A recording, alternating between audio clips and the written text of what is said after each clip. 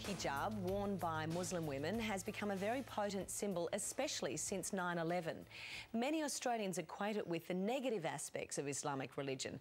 But what they don't realise is that wearing the hijab is a choice for many Australian Muslims. Janine Evans is one such Muslim who believes that the whole mystique of the hijab may just add to the many misconceptions that surround the West's understanding of the Islamic religion. She joins us now to dispel some myths. Good morning, Janine. Good morning, Janine. Are you utterly tired and exasperated at having to explain your faith? Oh, absolutely. Absolutely. How often would you find yourself in that position? Every single day? Well, every day if I choose to tell people that I'm a Muslim, because I don't fit the stereotype.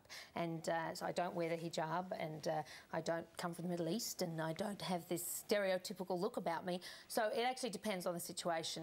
When I first became a Muslim, I would say to people, you know, within the first 3 seconds, oh, and I'm a Muslim, and they'd go, oh my gosh. Whereas now, because you usually spend 3 hours talking on the street corner about it, I often don't say anything.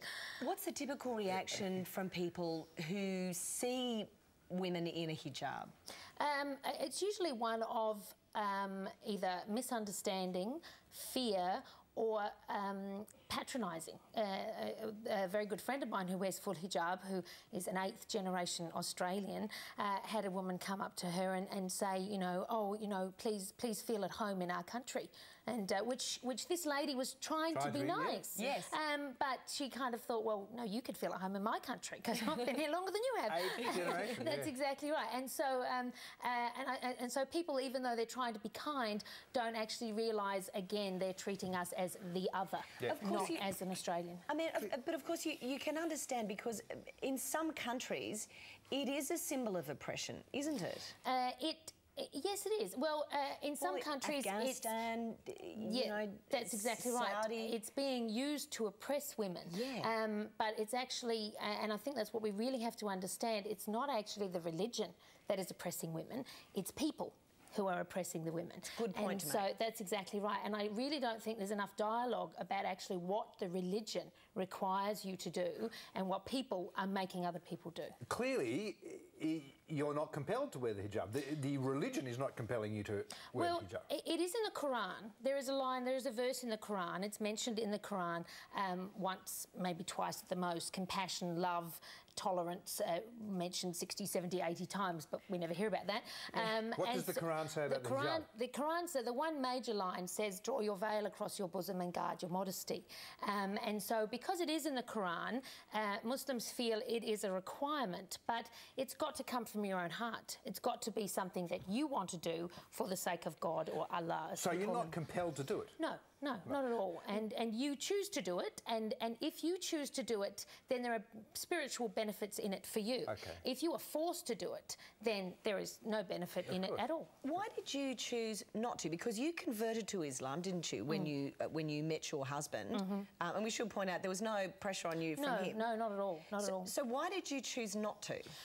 For a couple of reasons. First of all, his family, none of the women in his family, his mother and sisters and things, don't wear hijab. So I didn't kind of feel I was pressured into doing it. And secondly, you know, when I put on the veil, I looked like a try-hard. I just went, oh my gosh, you know, this is not me. I look terrible. You know, I've got no hair. And so it was really, it was a vanity thing for me. It was kind of like, I don't think I can do this. As I've become more and more linked with the Muslim community and done more cross-cultural training and stuff like that, and realised the image that I present to the wider public is one of similarity with them, I can actually build more bridges than wearing the hijab. I feel if I put the hijab on now, it would actually put a barrier up. So at this point in time, I'm choosing not to wear it for that reason. But isn't that interesting? Because therefore, the Muslim women that choose to wear the hijab are making a very proud and public statement about their faith. So that's very strong of those women, isn't it? It is. And in our climate, I absolutely commend them, because I don't think I could do it. You know, these women some women who have actually put it on since 9/11, and others who have continued to wear it since 9/11, is incredibly brave, because, you know, they get daily abuse and daily, you know, belittling and things like that. And you know, there are times when I kind of think, gee, it would be nice if I was wearing the veil, because this nice deed that I'm doing, people would know it was a Muslim doing it. But at other times I think, you know, I'm really glad I'm anonymous. Yes, at least you can shout out the window when someone steals your car park and then not be... That's exactly right. That's exactly right. Not be branded a terrorist. I'm interested because you describe it as a beautiful religion. What is it about the Muslim faith that you find so beautiful, and why can't people see that? I think people can't see it because, you know, quite honestly, in the media it's not reported. You know, the media does pick up on people who, you know, like to open their mouths and stick their foot in it, and very extremist views or nasty views or whatever. And so there is a lot out there of people doing very good things, but the media doesn't tend to pick up on it. You brought it up then. What about the comments from Sheikh Al-Halali that outraged, you know, I know Muslim women as well as Australian women, as well as women of all cultures in Australia? I think my feeling on that, it was quite a difficult position to be in because while the Sheikh is really the head of the Lakemba Mosque and he's been put in as the Mufti, a lot of Muslims don't actually relate to him as anything but the head of the Lakemba Mosque.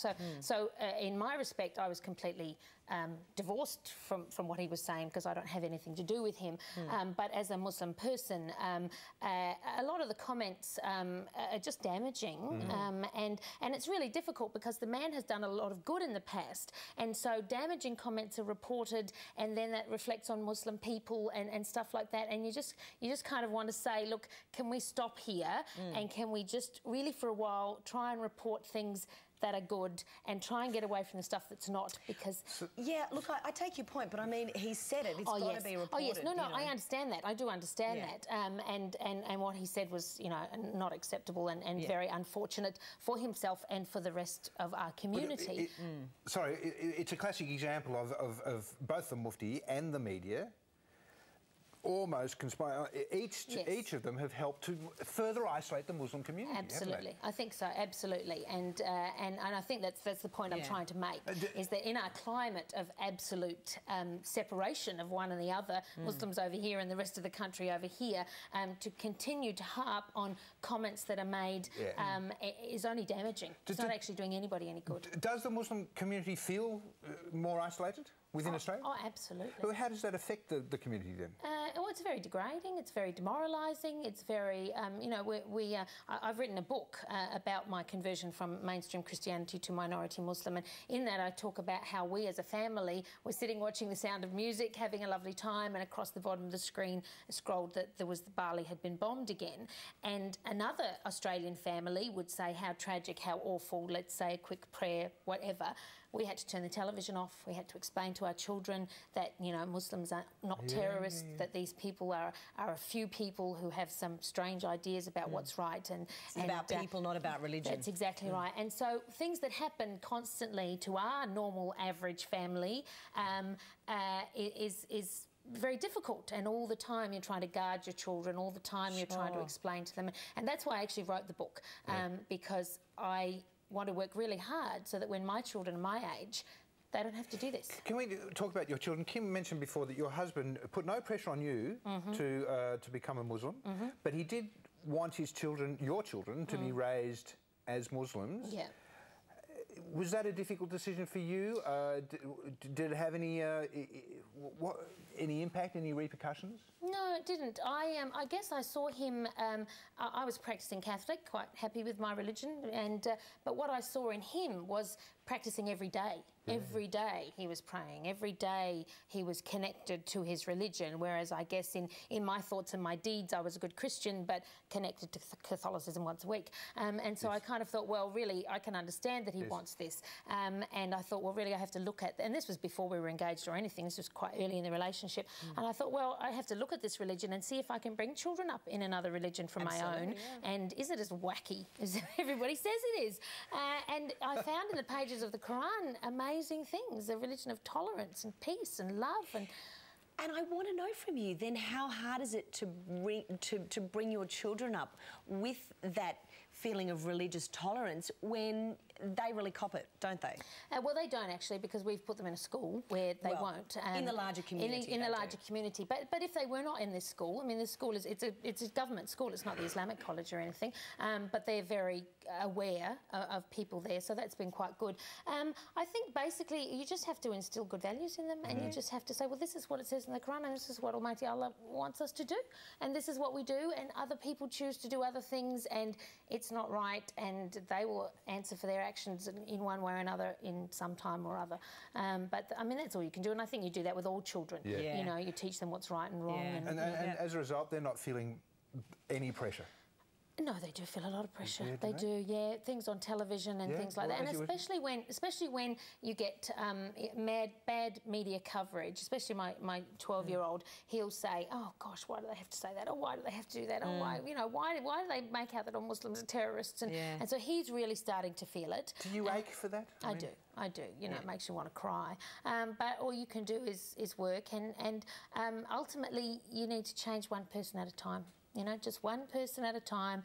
You talk to them, you tell them your story, you present an image that they can identify with, and then, you know, you go into the next person. And you know, they may not love us in the end, but they, you know, will think that we're okay and it's okay for us to be here. And I think if the Muslim community had actually done that before 9/11, then we wouldn't have had the backlash. But we were very quiet and very distant and very mysterious. Insular, so perhaps. that's exactly right. And when 9/11 came along, everybody went, "Oh my gosh, they're here," and you know, and so that's been an issue as well.